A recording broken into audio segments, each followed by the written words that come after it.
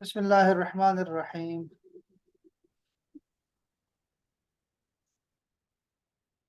کل ہم نے ایک جو آیت کریمہ پڑھی تھی ہم نے کہ کون ہے اس سے بڑا ظالم جو کہ اللہ کے گھر میں اللہ کے ذکر سے لوگوں کو روکتا ہے اور اور کوشش کرتا ہے کہ مسجدوں کو اجاڑ دے۔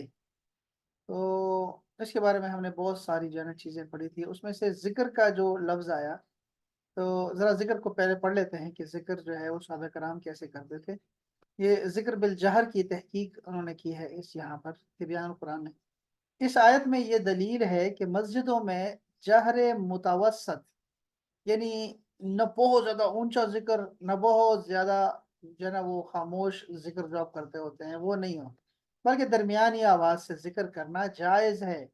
البتہ اس قدر گلا پھاڑ کر چلانا نہیں چاہیے کہ جو مسجد کے احترام اور وقار کے خلاف ہے، اور اس سے دوسرے نمازیوں کی عبادت میں بھی خلل پڑتا ہے اور ان کا ذہن الجھتا ہے۔ مسجد میں فرض نماز کے بعد ذکر بالجہر کے مشروع، یعنی شریعت میں اس کی جگہ اور مسنون ہونے پر یہ دلیل ہے کہ امام بخاری نے روایت کیا ہے کہ عبداللہ ابن عباس رضی اللہ تعالی عنہما بیان کرتے ہیں کہ فرض نماز سے فارغ ہونے کے بعد بلند آواز سے ذکر کرنا نبی کریم صلی اللہ علیہ وسلم کے عہد میں معروف تھا، عام تھا یہ۔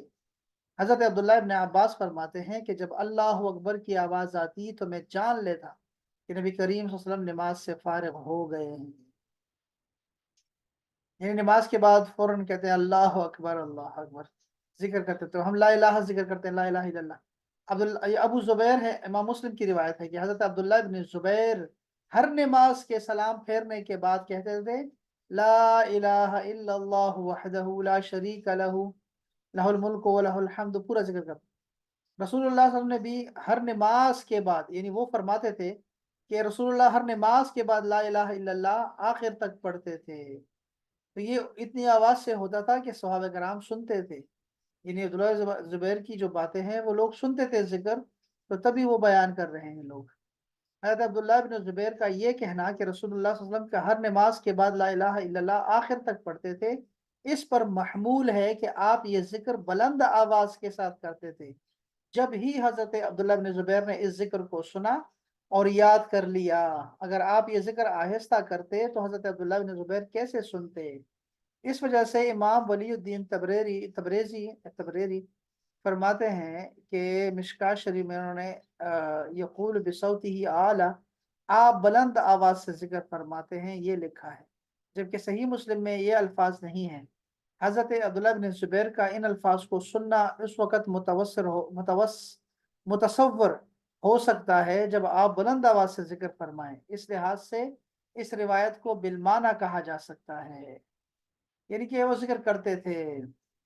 ہم نے لکھا ہے کہ متوسط ذکر کرنا صحیح ہے، اور گلا پاڑ کر چلا کر ذکر کرنا نمازیوں کی عبادت میں خلل ہوتا ہے، اس سے مکروہ ہے یہ۔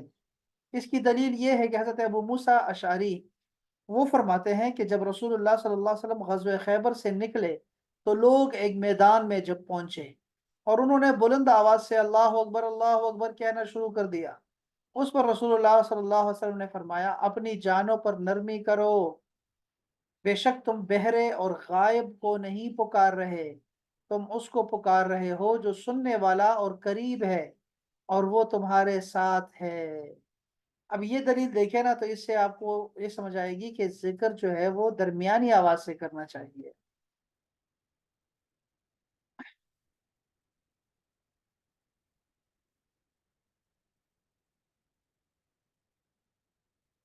چلیں کوئی نہیں۔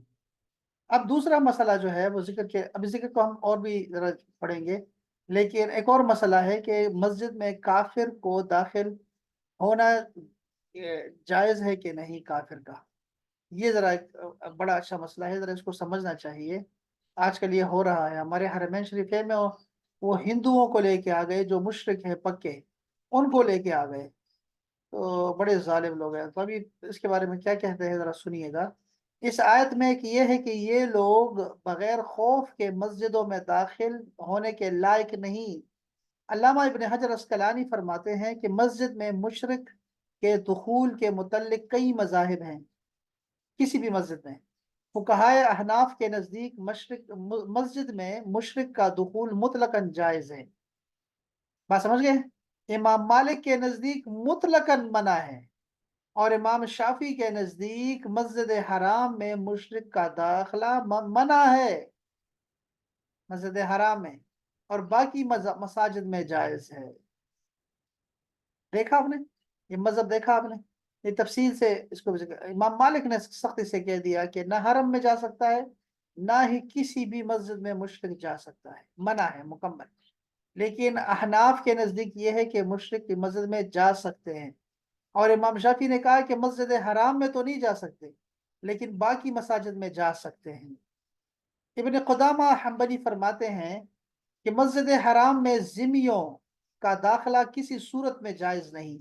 यानी जिम्मी का मतलब वो शख्स होता है जो कि अहले किताब में से हो, गैर मुस्लिम हो, लेकिन वो जिजिया देता है और मुसलमान हुकूमत को, और वहाँ शहर में रहता हो। उनके लिए किसी सूरत में जायज नहीं कि वो मस्जिद हराम में दाखिल हो। और गैर हरम के मसाजिद के मुतल्लिक दो रिवायात हैं। एक रिवायत यह है कि मुसलमानों की इजाज़त के बगैर उनका मसाजिद में दाखिल होना जायज़ नहीं, और दूसरी रिवायत में यह है कि किसी सूरत में भी काफिरों का मस्जिद में दुखूल जायज़ नहीं है। अल्लामा कुर्तबी फरमाते हैं कि हरम और गैर हरम किसी मस्जिद में भी काफिरों का दाखिल होना जायज़ नहीं है। इमाम मालिक के वो है ना। फुकहाए अहनाफ ने मसाजिद में मुशरिकीन के गुजरने को जायज़ कहा है, ख्वाह वो जुनबी ही क्यों ना हो। ये बड़ी अजीब बात है। तो ये हमें पता लग गया भैया, हमें मज़ाहिब का भी पता लग गया। अब अगर उनसे पूछा जाएगा कि ये तुम हरम में हिंदुओं को क्यों लाए, तो वो कहेंगे देखो यार, आपके इमाम अबू हनीफा कहते हैं, इमाम आजम कहते हैं कि जा सकते हैं, जायज़ है, तो हमने इन पे फतवा दिया। हालांकि इमाम, देखो ना, इमाम अहमद बिन हम्बल है या मालिक है, उन्होंने सख्ती से मना किया हुआ है, और वो खुद को हम्बल ही कहते हैं, सऊदीया वाले।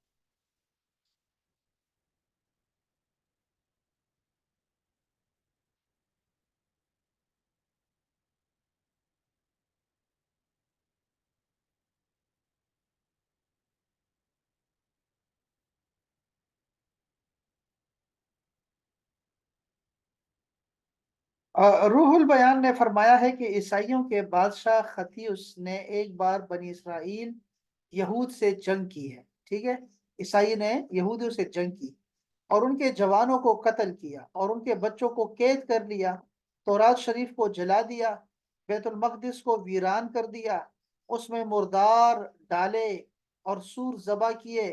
खिलाफत फारूकी तक बैतुल मक़दिस इसी तरह रहा। फिर हजरत उमर फारूक ने फतह किसरा के बाद इसको आबाद किया, और वहाँ अजान और नमाजें शुरू कराई। इसके बारे में ये आयत करीमा उतरी, फिर बैतुल मुक़द्दिस अंग्रेजों ने फतह कर लिया। अब देखिएगा जरा, और तकरीबन 125 यानी 125 बरस उनके कब्जे में रहा अंग्रेजों के, यहाँ तक कि सुल्तान सलाहुद्दीन अय्यूबी ने 585 हिजरी में फतह कर लिया इसको। और उससे पहले नूरुद्दीन जंगी थे, इनके साथ चले आ रहे थे, तो वो उनका इंतकाल हो गया। तो फिर ये सुल्तान सलाहुद्दीन जो थे, वो ये सिपाही थे, ये आगे बढ़े जर्नल के तौर पे। अच्छा, तफसीर कबीर में है कि ये आयत बुख्त नसर के बारे में उतरी है, जिसने यहूदियों को तबाह करके बैतुल मक़दिस में ये हरकतें की। बाज ने कहा ये आयत मुशरिकीन मक्का के बारे में उतरी है, जबकि उन्होंने नबी और मुसलमानों को मस्जिद हराम से रोका।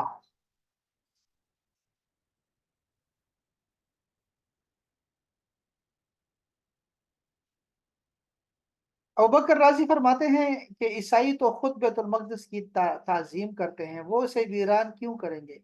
ये कौल कभी नहीं है। अहले दुनिया दुश्मन को मगलूब करने में हर जायज व नाजायज कोशिश करते हैं। अभी जर्मनी ने लंदन पर हमले किए, तो सदहा गिरजे गिरा दिए, हालांकि वो खुद ईसाई हैं। इसी तरह मुमकिन है ईसाइयों ने यहूदियों की मुखालिफत में बैतुल मक़दिस को वीरान किया हो। बहरहाल ये जो आयत करीमा उतरी है, ये यहूद के बारे में आई है या मुशरिकीन के। एक तो ये है कि कौन है इससे बड़ा जालिम जो मस्जिदों से रोके कि उसमें अल्लाह का जिक्र हो, और उसको उजाड़ने के बारे में लगा रहे हैं मुसलसल। جو شخص مسجد کو کسی طرح ویران کرے وہ بڑا ظالم ہے، اور جو اسے آباد کرے، اب دیکھا نا، اور وہ بڑا ہی ثواب کا مستحق ہوگا۔ آبادی کی چند صورتیں ہوتی ہیں کہ مسجد بنانا، اس میں چھٹائیوں، تیل بتی کا انتظام کرنا، وہاں عمدہ امام مقرر کرنا، جس سے جماعت ہو جائے، وہاں اللہ کا ذکر کرنا، اس کی اعلیٰ سے اعلیٰ زینت کرنا۔ اس کی پوری تحقیق ہم نے انما یامر مساجد اللہ میں ہوگی انشاءاللہ۔ حدیث شریف میں ہے کہ جو مسجد کی زینت کی ممانعت آئی ہے نا حدیث شریف میں، اس سے یا تو فخر یا زینت مراد ہے، یا ناجائز زینت، جاندار کی تصویریں لگانا، وہاں فوٹوؤں سے مسجد کو آراستہ کرنا، یا محض دوسری مسجدوں کے مقابلے کی غرض سے، نہ کہ اللہ کو راضی کرنے کے لیے سجانا منع ہے۔ ٹھیک ہے جی۔ اور مسجد میں ہر طرح کا ذکر الہی جائز ہے، خواہ بلند آواز سے ہو یا آہستہ، نعت خوانی ہو یا درود خوانی۔ ذکر کے حلقے کیوں کہ اس آیت میں یذکرا کہ ذکر کیا جائے، تو یہ مطلقاً آیا ہوا ہے، تو کسی طرح کا بھی ذکر ہو سکتا ہے، اس سے لوگوں کو روکنا نہیں چاہیے۔ جماعت اول کے بلند آواز سے ذکر کرنا صرف نمازیوں کی نماز میں خلل کے اندیشے سے منع ہے۔ جماعت اولا کے بعد ہر طرح کا ذکر جائز ہے۔ صحابہ کرام نے مسجدوں میں نعت خوانی کی ہے۔ حضور علیہ السلام نے ہر نماز کے بعد ذکر بالجہر فرمایا، اس کی بھی پوری تفصیل ہماری کتاب میں ہے۔ جس چیز سے مسجد کی جماعت گھٹے وہ منع ہے، کیونکہ یہ ویرانے کی کوشش ہے، لہٰذا وہاں بد مذہب یا سخت مزاج نرا جاہل امام رکھنا منع، بدبو دار چیزیں لے کر جانا حرام، کچا لہسن پیاز کھا کر حکا پی کر بدبودار اور زخم لے کر وہاں جانا ناجائز ہے، کیونکہ اس سے مسلمانوں کو ایذا ہوگی اور وہ آنا چھوڑ دیں گے۔ کوشش کی جائے کہ مسجد کی عمارت اپنے مکانوں سے اعلیٰ اور بلند ہو۔ حضرت عثمان غنی نے اپنے زمانے میں مسجد نبوی شریف نہایت اعلیٰ اور نفیس بنوائی تھی۔ مسجدوں کو ویران کرنے والا انشاءاللہ دنیا میں خار اور خستہ ہوگا، اور اس پر غم اور خوف طاری رہے گا، اور آخرت کا عذاب اس کے علاوہ ہے۔ اس کا تجربہ بھی ہو چکا ہے، بلکہ جن لوگوں نے مسجد کی چیزیں غصب کر کے استعمال کی گھر میں، وہ بھی آخر تباہ برباد ہو گئے۔ سب مسجدیں اللہ کی ہیں، لیکن اس کے درجے مختلف ہیں۔ سب سے افضل مسجد وہ بیت اللہ شریف ہے، پھر مسجد نبوی شریف ہے، پھر بیت المقدس ہے، پھر ہر شہر کی جامع مسجد ہے، پھر محلے کی مسجد ہے، اور پھر گھروں کے اندر کی مسجدیں ہیں، یعنی گھر میں جو جگہ نماز کے لیے صاف کر کے رکھی جائے۔ اللہ اکبر۔ سب سے افضل مسجد جو ہے وہ مکہ معظمہ ہے، پھر مسجد مدینہ ہے، پھر بیت المقدس ہے، پھر مسجد قباء ہے، پھر ہر شہر کی پرانی مسجدیں ہیں، پھر وہاں کی بڑی مسجدیں ہیں، پھر اپنے گھر کے قریب ہی مسجد ہے، پھر اپنے استاد کی مسجد ہے۔ شامی نے اس کے علاوہ اور بھی مسجدوں کا ذکر کیا ہے۔ تفسیر عزیزی میں ہے کہ مسجدوں میں جھاڑو دینا، انہیں تھوک وغیرہ سے صاف کرنا، انہیں معطر کرنا بہت بہتر ہے، مگر مسجد کی جھاڑو حوران بہشت کا مہر ہے۔ یہ دیکھا آپ نے، مسجد کی جھاڑو جو ہے حوران بہشت کا مہر ہے۔ اچھا، جن لوگوں کی شادی نہیں ہوتی نا، لڑکوں کی، نوجوانوں کی، تو ان کو جو ہے وظیفہ دیتے ہیں، تو وہ یہ دیتے ہیں کہ آپ مسجدوں میں جھاڑو دیں، یہ حوران بہشت کی جو ہے وہ حق مہر ہے، اس سے آپ کی شادی جلدی ہو جائے گی۔ تو یہ چلو اچھا ہے، اس بہانے سے وہ مسجد کی خدمت بھی کرنا شروع کر دیتے ہیں، اور بڑا اچھا رہتا ہے۔ اگرچہ ہر وہ مسجد کا ادب و احترام اور احکام شرعیہ یکساں ہیں، مگر جو مسجد بزرگوں کے قریب میں واقع ہیں ان کا ادب و احترام بہت زیادہ ہے۔ مسجد کا ادب دوسرے اس بزرگ کا ادب جو مسجد کے قریب سو رہا ہے، اس لیے مسجد نبوی، مسجد قدس، مسجد کعبہ معظمہ میں عبادت کا ثواب بھی زیادہ ہے، اور وہاں کا احترام بھی بہت زیادہ ہے۔ مسجد نبوی میں نبی کریم آرام فرما ہے، خود کعبہ شریف ہے، وہاں طواف کے 4 جگہ، یہ جو طواف ہے مطاف، 400 انبیاء کرام وہاں مدفون ہیں۔ مسجد قدس میں، بیت المقدس میں بہت سے نبی سو رہے ہیں، 300 سے زیادہ۔ بزرگوں کے شہر کی بھی تعظیم ہے۔ رب نے بنی اسرائیل کو حکم دیا تھا کہ وَادْخُلُوا الْبَابَ سُجَّدًا، اس شہر کے دروازے پر سر بسجود ہو جاؤ، کیونکہ وہاں یعنی بیت المقدس میں انبیاء کے مزارات ہیں۔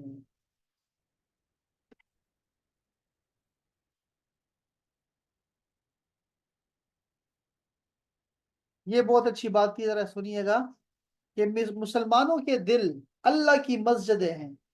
بڑا مبارک ہے وہ شخص جو ان مسجدوں کو ان کے ذکر سے آباد رکھے، اور بڑا ظالم وہ ہے جو ان میں دنیاوی وسوسے پیدا کر کے انہیں اللہ کے ذکر سے خالی کر دے، یعنی دل کو خالی کر دے اللہ کے ذکر سے، اور مختلف قسم کی تمناؤں سے ان کے ویران کرنے کی کوشش کرے۔ لہٰذا نفس اور شیطان بڑے ظالم ہیں کہ یہ تجلی گاہ رحمان یعنی قلوب انسان کو اس مسجد کی نمازیوں یعنی رب کے ذکر و فکر وغیرہ کو وہاں سے روکتے ہیں، مگر یاد رہے کہ ایک وقت وہ بھی آئے گا جب رب تعالیٰ ان دلوں پر کسی شیخ کی برکت سے تجلی ڈالے گا، اور ان چیزوں کا وہاں داخلہ بھی ہو جائے گا کہ وہاں نہ جائیں گے مگر ڈرتے ہوئے۔ ان کے لیے دنیا میں رسوائی اور مغلوبیت ہے، اور آخرت میں حق سے محجوب رہنے کا بڑا عذاب ہے۔ حضرت علی فرماتے ہیں کہ تین باتیں بہت ضروری ہیں، اور یہ ہم نے کل پڑھا تھا اس بارے میں، چھوڑ کر۔ بہرحال یہ جو دل ہیں یہ بھی مسجدیں ہیں اللہ تعالیٰ کی، تو اس کو بھی ویران نہیں کرنا چاہیے، یہ تفسیر صوفیہ ہے۔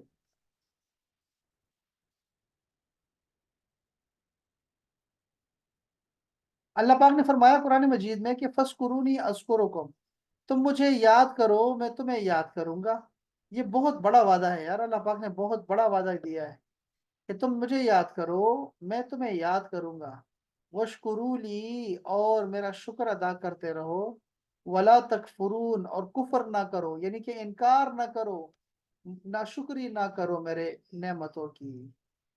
تو اس طرح کی بہت ساری آیات ہیں جو کہ ذکر پر جو ہے نا وہ ہمیں بتاتی ہے۔ اب ذکر بالجہر کی نا کچھ چیزیں بتاتا ہوں میں آپ۔ عبداللہ ابن عباس نے سے روایت ہے، انہوں نے بتایا کہ عہد نبوی میں فرض نماز سے فارغ ہونے کے بعد بلند آواز سے ذکر کرنا رائج تھا۔ عبداللہ ابن عباس نے فرمایا کہ میں لوگوں کے نماز سے فارغ ہونے کو اسی سے جان لیتا جب میں اس بلند آواز سے ذکر کرنے کو سنتا تھا۔ یہ حدیث متفق علیہ ہے۔ عبداللہ ابن عباس فرماتے ہیں کہ میں حضور نبی کریم صلی اللہ علیہ وسلم کے نماز کے ختم ہو جانے کو تکبیر، یہ سارے لوگ ایک دفعہ ہی اللہ اکبر کہتے تھے، اللہ اکبر نماز کے بعد، تو اس سے جان لیتا تھا کہ نماز ہو چکی ہے۔ امام نووی فرماتے ہیں کہ حضور قلب کے ساتھ زبان سے ذکر کرنا ذکر بالقلب سے افضل ہے۔ جب آپ دل سے ذکر کرتے ہیں، چھپ کے ذکر کرتے ہیں، اس سے زیادہ بہتر یہ ہے کہ تم دل سے بھی ذکر کرو اور زبان سے بھی ذکر کرو۔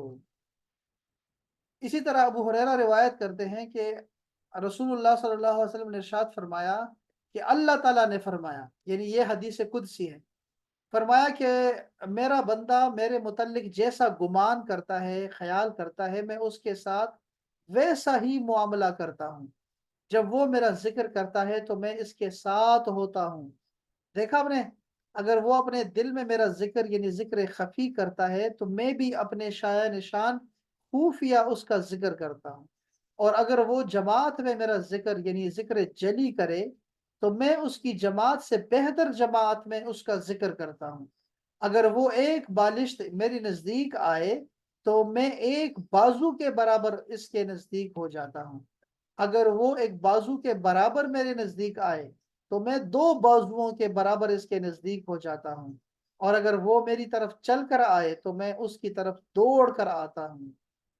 یہ کتنی عجیب حدیث پاک ہے، یہ حدیث قدسی ہے، اور یہ حدیث بھی متفق علیہ حدیث پاک ہے، سچی حدیث پاک ہے۔ یہ ایک ایک جملہ پڑھنے والا ہے، یہ ایک ایک جملہ پڑھنے والا ہے، اور اس کی سمجھ کیسے آئے گی، ہم کیسے نہیں آ سکتی، بڑا مشکل ہے۔ ذکر میں ایسا کچھ رکھا ہے۔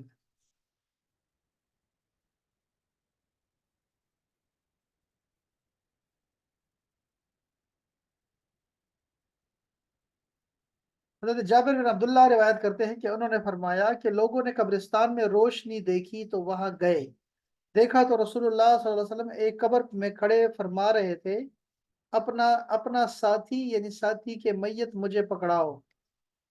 وہ ایسا آدمی تھا جو بلند آواز سے ذکر الہی کرتا تھا۔ واہ!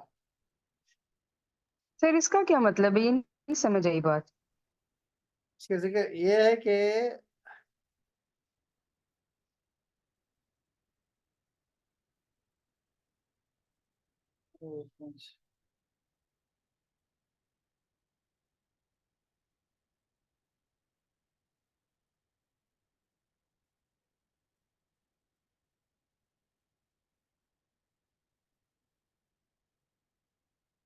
یا اللہ،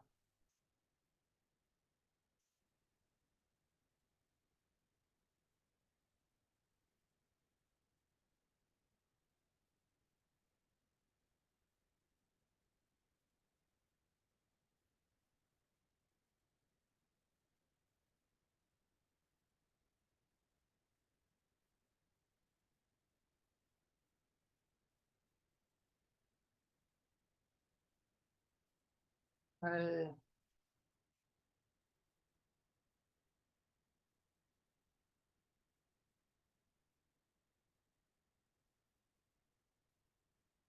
یا ربی،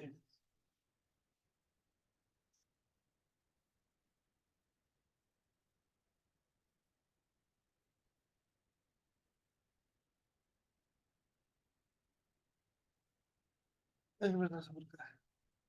یہ ہے جی، ناولنی صاحبکم صاحب-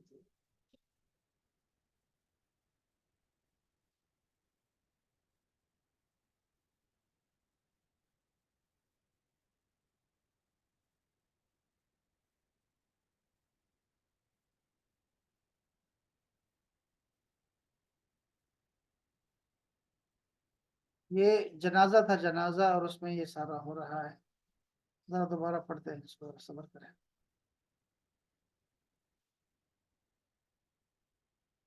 یہ دیکھیں نا، فتوے میں انہوں نے آیت یہی کوٹ کی ہے جو ہم آیت پڑھ رہے ہیں، یہی آیت کوٹ کی ہے۔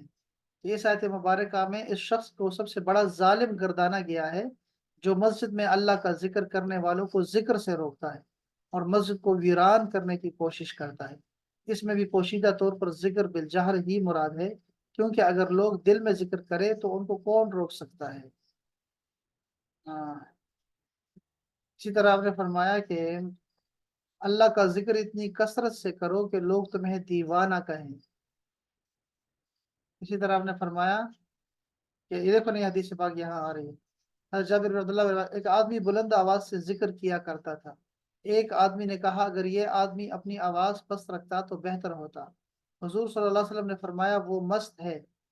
راوی کہتا ہے وہ شخص انتقال کر گیا، پھر پس ایک شخص اس کی قبر میں روشنی دے کر اس کے قریب آیا۔ رسول اللہ صلی اللہ علیہ وسلم نے فرمایا وہاں پہلے سے ہی موجود تھے۔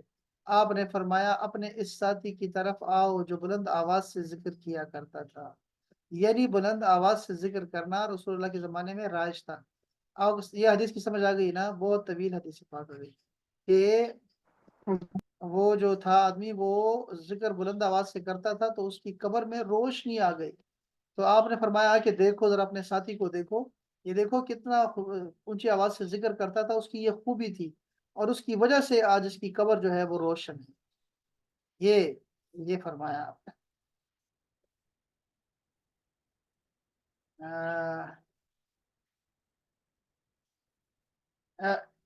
اگر یہ آدمی، اچھا یہ کہتے ہیں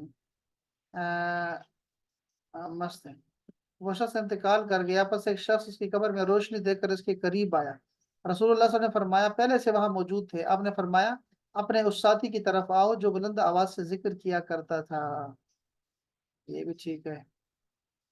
یہاں یہ فرمایا کہ قال صنع علی رسول اللہ صلی اللہ علیہ وسلم شاۃ مسلیہ فاتا بھی، فقال نہیں، یہ تو نہیں۔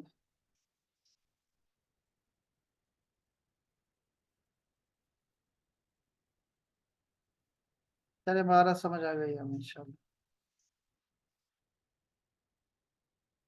اچھا یہ بتا رہے ہیں کہ ایک مسئلہ ہے کہ ان دفن الموتى فی اللیل، رات کو میت کو دفن کرنا چاہیے یا نہیں؟ تو فرمایا کہ بالکل یہ ہونا چاہیے۔ بعض امام ابن حزم نے اس کو منع کیا ہے، لیکن بعض نے کہا ٹھیک ہے، لیکن حدیث پاک میں آتا ہے کہ رعا ناس نارن فی المقبرہ، لوگوں نے آگ دیکھی مقبرہ میں، تو سارے اس کے قریب آئے، تو دیکھا کہ رسول اللہ صلی اللہ علیہ وسلم قبر میں کھڑے ہیں وہاں ادھر ہی، وہ یقول، اور انہوں نے کہا ناولنی صاحبکم فاذا هو الرجل الذي كان يرفع صوته، کہتے ہیں مجھے اپنا صاحب پکڑاؤ، شاید وہ دفن کرنے کے لیے رسول اللہ خود جو ہے وہ قبر میں موجود تھے، اور آپ فرمایا کہ آ کے اس کو مجھے دو، جو بڑا اونچی آواز سے ذکر کیا کرتا تھا، مجھے دے۔ تو امام ابن قیم نے کہا کہ حاذہ النار کانت للإضاءۃ، کہتے ہیں یہ جو آگ تھی نا جو لوگوں نے دیکھی تھی روشنی، یہ اصل میں وہاں صحابہ نے خود روشنی کے لیے وہاں ساتھ لے کے گئے تھے، اور تاکہ جو ہے وہ اس بندے کی تدفین ہو سکے روشنی میں۔ تو رسول اللہ نے جو ہے وہ لوگ جب وہاں پہنچے تو دیکھا کہ رسول اللہ خود وہاں کھڑے ہیں قبر میں، اور آپ نے فرمایا کہ مجھے اپنا ساتھی جو میت ہے یہ مجھے پکڑاؤ، میں اس کو رکھوں، چونکہ یہ بلند آواز سے ذکر کیا کرتا تھا۔ تو یہ ہے اس سے مراد، یہ مراد لیا انہوں نے۔ اسی طرح فرمایا کہ ابو بکر دفن لیلن، حضرت ابو بکر صدیق کو بھی رات کے وقت دفن کیا گیا، وہ علی دفن، اچھا کہتے ہیں، اور حضرت علی بھی جو ہے وہ، حضرت علی اور فاطمہ، وہ علی اچھا علی نے جو ہے فاطمہ کو بھی رات کے وقت ہی دفن کیا، ٹھیک ہے۔ عائشہ نے فرمایا سمعنا صوت المصاحی من آخر اللیل فی دفن النبی صلی اللہ علیہ وسلم ممن دفن لیلا، عثمان، اچھا رات کو جو دفن ہوا ہے وہ حضرت عثمان غنی بھی رات کو دفن ہوئے ہیں، اور سیدہ عائشہ بھی رات کو دفن ہوئی ہے، عبداللہ ابن مسعود بھی جو ہے نا وہ دفن ہوئے ہیں رات کو، اور اس طرح بہت سارے لوگ ہیں جو کہ رات کو دفن ہوئے ہیں۔ اس طرح بہت سارے صحابہ کرام بھی تھے جو کہ رات کو فوت ہوتے تھے تو ان کو دفن کر دیتے تھے، رسول اللہ صلی اللہ علیہ وسلم کو صبح خبر ملتی تھی کہ رات کو دفن کر دیا، تو آپ نے فرمایا کہ مجھے کیوں نہیں بتایا تم لوگوں نے، مجھے کیوں نہیں بتایا؟ تو صحابہ نے کہا رات تھی، ہم نے آپ کو تکلیف دینا گوارا نہیں کیا، تو آپ نے فرمایا کہ یہ آپ خود جو ہے وہ قبر پہ آتے اور قبر پہ نماز پڑھتے تھے، قبر پہ نماز جنازہ پڑھ، کیوں آپ نے فرمایا کہ میری نماز اور ان کے لیے فائدہ مند ہے، میت کے لیے، تو وہ قبر پہ کھڑے ہو کے نماز پڑھتے تھے۔ تو یہ بہت سارے لوگ ہیں جن کو رات کے وقت دفن کیا گیا ہے، جن میں بڑے بڑے نام ہیں سارے۔ تو بکر صدیق بھی رات کو ہے، عثمان غنی بھی رات کو ہے، اور حضرت علی نے سیدہ فاطمہ الزہرا کو رات کے وقت دفن کیا۔ اس کا مطلب کیا ہے؟ اس کا مطلب یہی ہے کہ رات کو دفن کرنا جائز ہے۔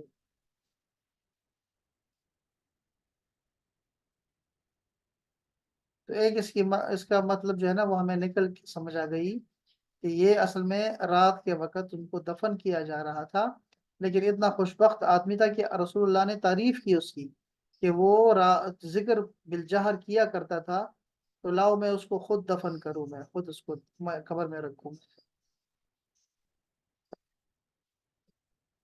بس یہ تھا جی ہمارا آج کا سبق، اور بھی بہت ساری اس کی احادیث ہے ذکر بالجہر کی، اور اس سے شیطان بھاگتا ہے، اور یہ بہت سارے ذکر کی احادیث ہیں، بڑی خوبصورت احادیث ہے، بہت ہی خوبصورت ہے، لیکن اب میری صحت جو ہے نا وہ خراب ہے تھوڑی سی، بخار ہے مجھے بہت زیادہ، تو میں لیٹ کے پڑھ رہا ہوں، بے ادبی ہو رہی ہے، میں حدیث پہ ایسے پڑھ رہا ہوں، لیٹ کے پڑھ رہا ہوں، تو لیکن بخار ہے، تو ان شاء اللہ تعالیٰ پھر اس کو باقی چیزیں بعد میں پڑھ لیں گے ان شاء اللہ تعالیٰ۔ ٹھیک ہے جی، کوئی بات ہے تو جی سر بتائیں، انشاءاللہ۔ کوئی بات ہے ذہن میں تو بتائیں۔ جی سر، نہیں سر، آپ اپنی طبیعت کا خیال رکھیے انشاءاللہ تعالی۔ ہاں جی سلامت سر، رہیں۔ اپنی لک آفٹر کیجیے گا، بہت شکریہ آپ سب دوستوں کا، بہت شکریہ، اور سلامت۔ الحمدللہ جب پانی پینے لگے الحمد شریف پڑھ کے پھونک کر پی لیں، انشاءاللہ آپ کا اچھا بخار میں فرق محسوس۔ انشاءاللہ جی، بہت شکریہ منیبہ، بہت شکریہ۔ ٹھیک ہے جزاک اللہ خیر. السلام علیکم ورحمۃ اللہ. وعلیکم السلام. وعلیکم السلام.